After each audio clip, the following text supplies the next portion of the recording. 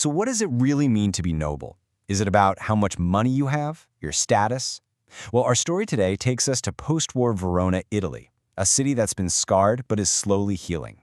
And it's right here that a simple meeting with two young boys turns into this incredible story of sacrifice, of dignity, and gives us a profound answer to that very question.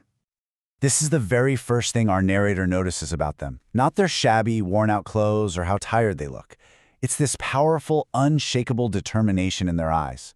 You just have to wonder, what could possibly be driving them so hard? This one little observation, it really sets the stage for everything that's about to unfold. It's our first clue that there's way more to these boys than what we see on the surface. All right, so how does it all start? Just a chance meeting. The narrator's driving on the outskirts of the city, and he spots these two brothers, Nicola and Jacopo. And what are they doing? They're selling wild strawberries on the side of the road. And right off the bat, you see this huge contrast. I mean, on the one hand, their situation looks pretty grim. Their clothes are worn out, they look exhausted, but their spirit, it's the complete opposite. They are cheerful, they're dignified, and like we said, fiercely determined. They're not begging for a handout. They're working with this kind of maturity that seems way beyond their years. So as the narrator spends a little more time in Verona, his curiosity just keeps growing. He starts seeing the boys everywhere, and they are working relentlessly, just constantly moving. And he starts to get this feeling that they're hiding something, some deep, unspoken secret that's driving every single thing they do. And their hustle is absolutely relentless. I mean, seriously. One minute they're shining shoes in the public square, the next they're selling newspapers at the crack of dawn, or even guiding tours through the city's landmarks. They'll take on any job, doesn't matter how small, and they do it all with this incredible, cheerful dignity. It just screams responsibility. But here's the thing. Whenever the narrator tries to ask them about their lives, about where they live or what they're doing with all the money they're earning, they just deflect. They're friendly, for sure, but totally mysterious. It's so clear they have a purpose, but they are not about to share it with anyone. And this becomes the central mystery, right? They're obviously earning a decent amount of money, but they're still wearing these thin clothes, and they seem to be eating very little. So they're definitely not spending it on themselves. So the big question is, where is it all going? And this puzzle just makes the narrator even more fascinated.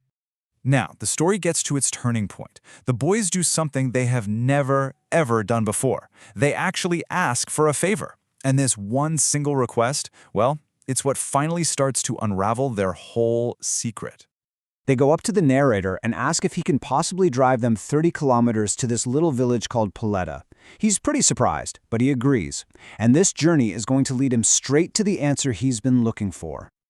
So when they finally arrive, the boys just hop out of the car and run into this large villa. It doesn't take long for the narrator to realize it's actually a hospital. At this point, his curiosity is just through the roof, so he decides he has to follow them inside. He's determined to finally understand what is going on. Once he's inside, he doesn't find the boys. Instead, he finds a nurse, and it's from this nurse that he finally learns the truth behind all their tireless work, their secrecy, and that incredible determination he saw in their eyes from day one. The nurse starts to explain everything, all their hard work, every bit of sacrifice. It wasn't for some grand scheme or a hidden treasure. No, their secret is a person. The reason for everything they do, every single thing, is their older sister Lucia. She's a patient right here in this hospital, and she's fighting a really serious, life-threatening illness, tuberculosis of the spine. And suddenly, it all just clicks into place. Every single coin they earned from selling fruit, shining shoes, running errands, it all goes directly to paying for her medical treatment. They aren't just working, they are literally working to keep their sister alive. Then the nurse lays out their heartbreaking past.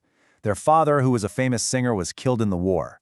Their home was completely destroyed by a bomb, the war left them orphans, totally homeless, and right in the middle of all that devastation, their beloved sister got sick.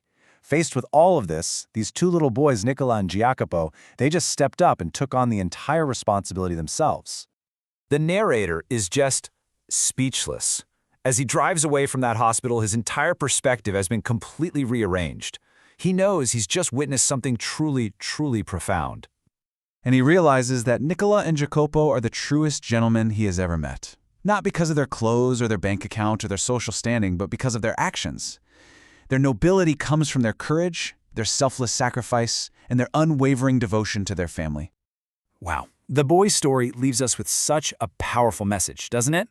It shows us that real nobility, true class, it lies in selflessness.